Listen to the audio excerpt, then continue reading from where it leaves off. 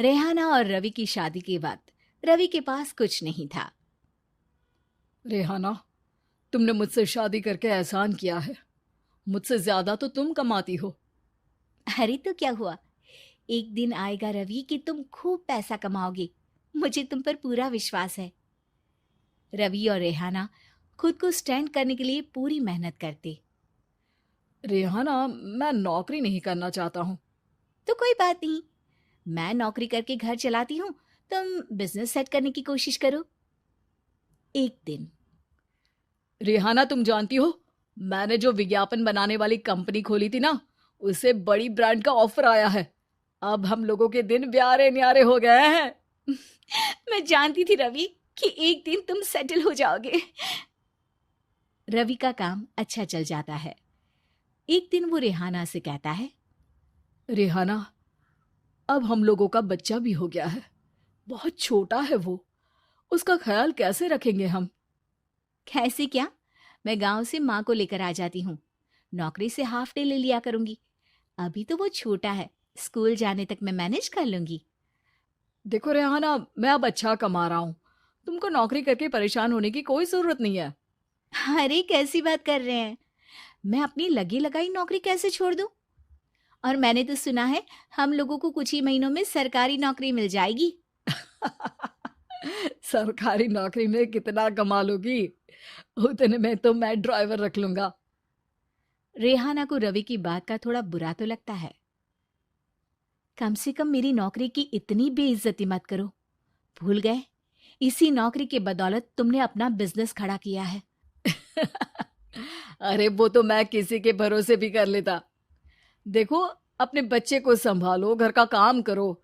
अब बाहर जाती तुम अच्छी नहीं लगती हो। रेहाना रवि के कहने पर नौकरी तो छोड़ देती है, लेकिन अब बड़े से घर में उसकी कीमत किसी नौकर से कम नहीं होती। एक दिन रवि का दोस्त आता है। भाभी, हम लोग तो आपको तब से जानते हैं जब से आप लोग शादी होकर इस शहर में आए थे। आपकी बदौलत ही सारा बिजनेस खड़ा हुआ है।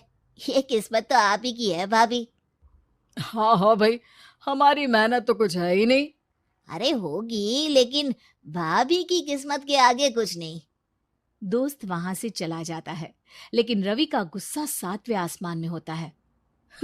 देखा कैसे बोल रहा था? अरे बिल्कुल अच्छा आदमी नहीं है ये। कैसी बात कर रहे हैं आप? प्रशांत भैया तो बहुत अच्छे इंसान है रवि। कैसे उन्होंने हमारे मुश्किल वक्त में हमारा साथ दिया था। अरे था पैसा तो साथ दिया, नहीं तो कौन पूछता है? रवि का व्यवहार पैसा आते ही अलग हो गया। वो बंदे को बंदा नहीं समझता। घमंड से घिरे रवि ने तो एक दिन हद ही कर दी। रेहाना, मैं अब तुम्हारे साथ नहीं रह सकता हूँ। क्या क्या बकवास कर रहे हो रवि? क्या कहना चाहते हो? और क्यों नहीं रह सकते तुम मेरे साथ? देखो, मुझे कोई और पसंद है, और उसने साथ रहने पर बस यही शर्त रखी है कि मुझे तुम्हें तलाक देना होगा। रेहाना, जो कि एक स्वावलंबी महिला थी, उसने बिना देर किए रवि को कह दिया, कोई इश्यू नहीं, मुझे पैकिंग में 4 दिन का वक्त लगेगा, लेकिन तब तक मैं तुम्हारे साथ नहीं रहूंगी। 4 दिन के लिए तुम कहीं और शिफ्ट हो जाओ, मैं घर से निकलूंगी तो बता दूंगी। रवि घर छोड़कर चला जाता है। रेहाना को दुख होता है, वो रोती है, लेकिन व्यवहार से स्ट्रांग रेहाना को पति के वापस आने का और उसे सबक सिखाने का पूरा भरोसा था। फिर एक दिन, अरे शुशिका, कब शादी करोगे तुम मुझसे? यार मैंने तो सोचा था तुम शादी से पहले मुझे विदेश लेकर जाओगे, महंगी कार दिलाओगे। अरे सब दिला दूंगा, लेकिन पहले मुझसे शादी तो कर लो। हाँ हाँ, क्यों नहीं। मैं कुछ दिनों के लिए अपने मम्मी पापा के पास जा रही हूँ और लोगों से अपनी शादी की बात करूंगी। अरे शुशिका, कैसे रहूंगा मैं तुम्हारे बिना? अब तो शादी ही होने वाली है हम लोगों की। शुशिका रवि को छोड़कर चली जाती है। रवि घर आता है, जहां रेहाना को ना पाकर उसे सब अजीब लगता है। घर तो रेहाना के बिना कुछ नहीं है। बच्चे की याद भी आ रही है। चलो एक वीडियो कॉल कर लेता हूँ।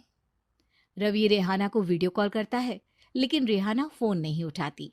रात को सोते वक्त मन कर रहा है मुन्ने को गले लगा लूं। चलो कोई ना, शुशिका से शादी के बाद मेरे और भी बच्चे होंगे। अगले दिन रवि ऑफिस जाता है, जहां टीना खड़ी होती है। सर, आपने अपने नए ऐड के लिए मॉडल की रिक्वायरमेंट डाली थी ना, मैं उसी के लिए आई हूँ। रवि टीना को देखकर खुश हो जाता है। अब शादी हो गई है तुम्हारी? नहीं सर, बस अच्छा सा हैंडसम और अमीर लड़का देख रहे हैं मेरे मम्मी पापा। रवि के दिमाग से तो टीना को देखकर शुशिका का ख्याल भी खत्म हो जाता है। अरे यार, ये लड़की मिल जाए कितनी सुंदर है। शुशिका तो इसके आगे कुछ नहीं है। आ, अब क्या तुम्हें ऐसा नहीं लगता कि मुझसे मिलकर तुम्हारी ये खोज खत्म हो गई है? आप ना, आप तो 2 बच्चों की पापा लग रहे हैं। अरे नहीं नहीं, मेरी शादी तो हुई थी, लेकिन बीवी को किसी और से प्यार था, मुझे छोड़कर चली गई। खैर, टीना की दोस्ती रवि से हो जाती है, लेकिन 1 महीने बाद शुशिका रवि के पास वापस आती है। मेरे मम्मी पापा तुमसे मिलना चाहते हैं, लेकिन उन लोगों को ये मत बताना कि तुम पहले से शादीशुदा हो, और हाँ, शादी से पहले अपनी सारी प्रॉपर्टी तुमको मेरे नाम करनी होगी। अरे पागल, अब मैं तुमसे शादी ही नहीं करना चाहता। भला ऐसी लालची औरत से कौन शादी करेगा? तभी वहां टीना आ जाती है। रवि, ये पागल सी औरत कौन है? देखो, तुमने ही कह दिया ना पागल, तो पागल ही है। पता नहीं कौन है, कह रही है शादी कर लो, लेकिन शादी से पहले अपनी सारी प्रॉपर्टी मेरे नाम कर दो। बोल तो सही रही है। वैसे तुम जानती हो, मेरी एक सहेली है, उसके पति ने उसे पैसा आते ही छोड़ दिया, जबकि उसको खड़ा करने वाली ही मेरी सहेली थी। और मुझे भी भरोसा नहीं है। अगर मैं भी तुमसे शादी करूंगी तो तभी, जब तुम मेरे नाम अपनी सारी प्रॉपर्टी कर दोगे। अरे हाँ हाँ, क्यों नहीं, बिल्कुल कर दूंगा। रवि और टीना की शादी की तारीख तय हो जाती है। वो अपनी सारी प्रॉपर्टी के कागज लेकर शादी वाली जगह पर पहुंचता है, लेकिन वहां टीना आती नहीं। रवि टीना को मैसेज करता है। कहाँ हो? सॉरी, मैं तुमसे शादी नहीं कर सकती, मुझे तुमसे भी ज्यादा पैसे वाला मिल गया। रवि को गुस्सा आ जाता है। वो गुस्से से सारा डेकोरेशन तोड़ रहा होता है कि वहां रेहाना आ जाती है। सर, क्या हो गया? क्या डेकोरेशन पसंद नहीं आई आपको? अ, तुम यहाँ क्या कर रही हो? मैं यहाँ की डेकोरेटर हूँ। क्या आपको पसंद नहीं आई यहाँ की सजावट? रवि दौड़कर रेहाना के गले लग जाता है। मुझे माफ कर दो रेहाना।